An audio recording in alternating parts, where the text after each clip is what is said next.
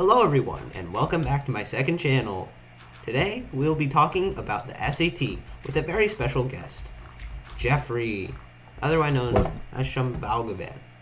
hello, Hello. my name is Jeffrey. So, Jeffrey, we all know that you're going to take the SAT soon, right? Right. Are you excited? How are you feeling? Why would you be excited? I think the SAT is something to be excited for. It is Well, a let's be crucial honest. moment in your life. Have you taken it before yet? You would only be excited because you want to convince yourself that this is something that you should be doing for yourself and something that is beneficial for your future. It is. And in a sense, you're manipulating yourself in order to do something that you know deep down is not really qualitatively showing anything of your qualities. Okay. In my opinion, right? Yeah.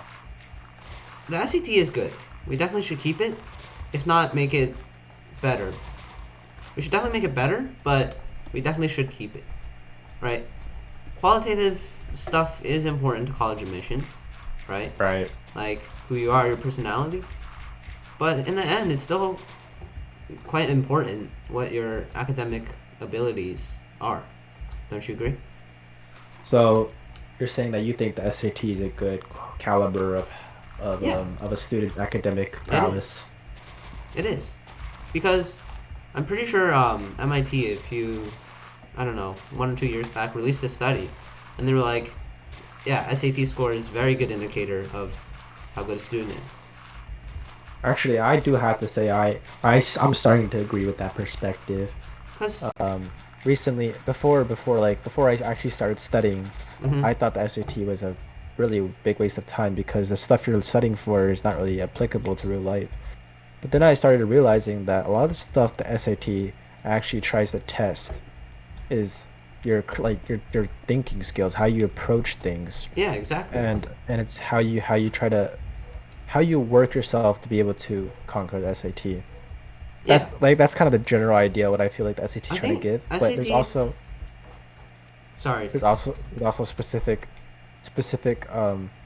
actual tests of that specific subject. Like for example, writing section, right?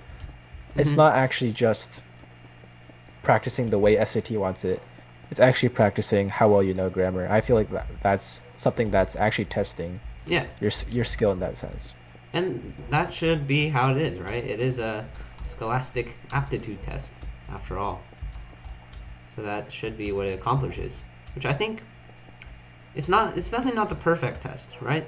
But any test is better than no test, I think. And so even though there's like a lot of schools test optional these days, I think the SAT is still a very, very good tool to help colleges differentiate students. Because GPA, it's very all relative to your school, right? But SAT is a quite it's just standardized, and that's the benefit of standardized testing, right? Well, then we have to think about that. Why do so many people dislike the SAT? Why do so many people think that it's a bad representation of the students coming to their colleges? We hear that Uh, argument a lot with influencers, various even educators, right? They're saying like the SAT should be removed. Like, why do you think that's an argument if what you're saying is true? I guess it's like, in my opinion, maybe it's just because a lot of people, mm, maybe people are. Okay, so in America, right? A lot of people, especially in the admissions process, are very concerned with like the whole student, right? Your extracurriculars, who you are, etc. Right? Yeah. Maybe people are concerned about the SAT being too numerical or just not showing personality at all, right? But what it really comes down to is like the SAT is simply just, I feel like, a kind of another benchmark statistic. Yeah, but do Like, colleges really treat it like that though? yeah, I think they do. Like once you get past a certain score, it just becomes a barrier to entry, especially for a Mm. lot of the top colleges, right? And even for other colleges, in my opinion, SAT and GPA are just like, um, how should I say this? They're just like there, and colleges look at them. They're like, oh, okay, cool.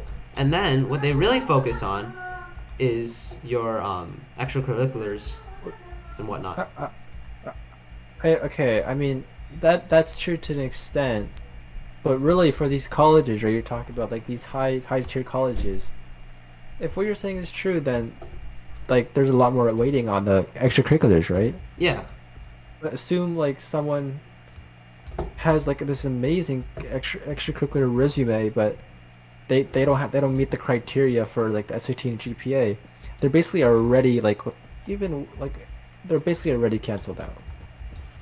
Right? Like I think even if their extracurriculars are amazing, right, for their age, Yeah. I don't think like these colleges would just ready rule it out, rule that person out. Not necessarily. I mean, I was looking at the MIT admissions for like by SAT score, and almost 100% that had math scores between 700 and 800. So I guess that is true to extent, but like honestly, I guess colleges are looking for different things, right?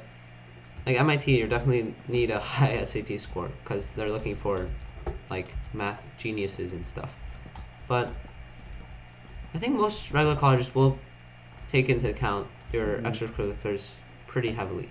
But a lot of top colleges, I think, are just like very, very or somewhat strict on your SAT as a requirement, I guess.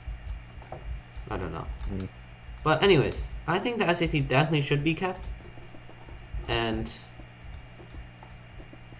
the only thing bad about it is that it's kind of privatized, which is not good. Boo Yeah, right. capitalism. It should be But government owned. the thing is that the reason why it is prioritized is that a lot of the time many people have to study a long time to actually raise their SAT score, and under the current view that SAT is like this requirement to get into the top colleges, like people gradually started trying to increase their SAT, and that kind of just led to a natural prioritization, right? Because of people spending so much time, it gets the message that like people want to prioritize this. When I don't think from the beginning it was like that, right?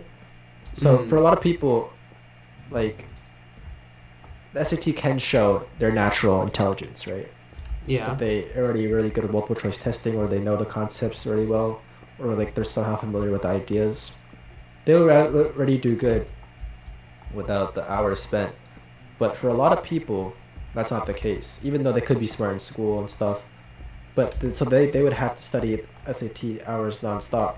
But then what comes through the end is that these two people had the same SAT score, but one spent many hours and one spent very few hours. Yeah. And then I don't know what I'm getting with that, but like Yeah. kind of It doesn't show how much time you actually spent studying for it, I guess. yeah. And that makes a huge difference a lot of times. Like, people can improve their score by so much just by spending, but you have to spend quite a lot of time sometimes. And for some people, it just takes less time. And yeah, it's really Yeah, I hard need to. another rack. You know, oh, I have some. It's really hard to like find a good way to measure this though. It really needs to be a balance between some sort of where are you? Some sort of standardized system where there is a test, there is a standardized system, and like a more holistic approach, like in America. Like in China, you have the Gaokao, which is like one test that determines everything, right? That's obviously not the right system to go, Right. but I feel like we definitely should not ignore the SAT, and even if Give me it's not more. the SAT, there should definitely be some sort of standardized testing that helps determine Give me more. slabs. No, that's right. I don't have more netherrack. Sorry, but yeah, I'll go. that Yeah, is I agree with that point. I mean, standardized. I mean, yeah, it only makes sense, right? How like they need a basis because there's so much variety within the schools, yeah. It sounds like and a Socratic seminar, doesn't it? it is important to have that basis. I do agree. Okay. Uh, I honestly think that in America, like a lot of the issues that we feel within our society, right, are Mm-hmm. oftentimes like more relatively than other countries, like quick to be resolved. I feel, right. So in that sense, I think in terms of reforms, right, and like making the best system possible, America is pretty strong in that front. And I Uh-huh. think like the college application process is a good indicator of that.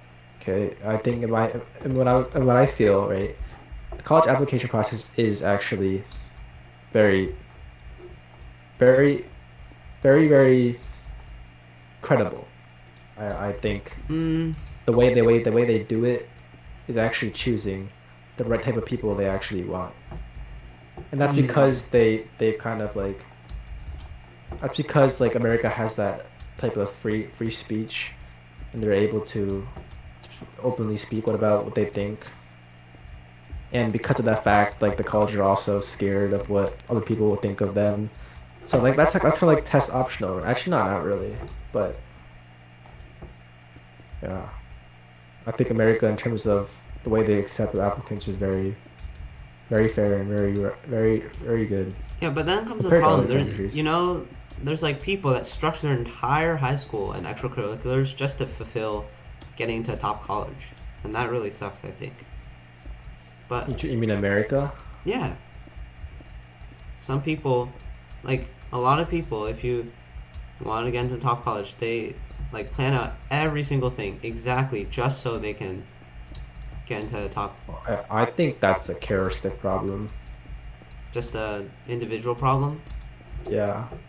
Yeah, I guess it's not that systematic, but like the system can And, definitely still be, and I guess, exploited in a way.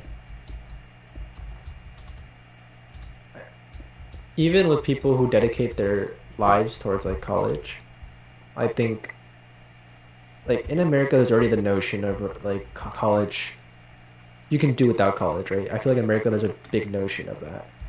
So I feel especially people who dedicate their entire lives for college are purely people who are just who value success as getting to college. So that's a personal thing, right?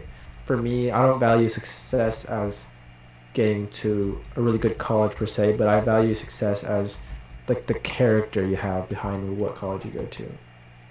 What does the character mean? So like it depends how you what you do and how you treat the college experience. Yeah, It's not what you I college mean, in go the to. end, That's you're the what I one. value. It's you who is going to college. You're the one that decides what you get out of any college you go to, whether it's MIT, whether it's some other college, right? Right. I'm gonna need your brick by the way, and your stone. I used all my brick and stone. Do you like the house? Like I'm gonna use that for like Oh, jumping. schnock. I'm Okay. gonna use that for jumping. Anyways, it was nice talking to you, Jeffrey.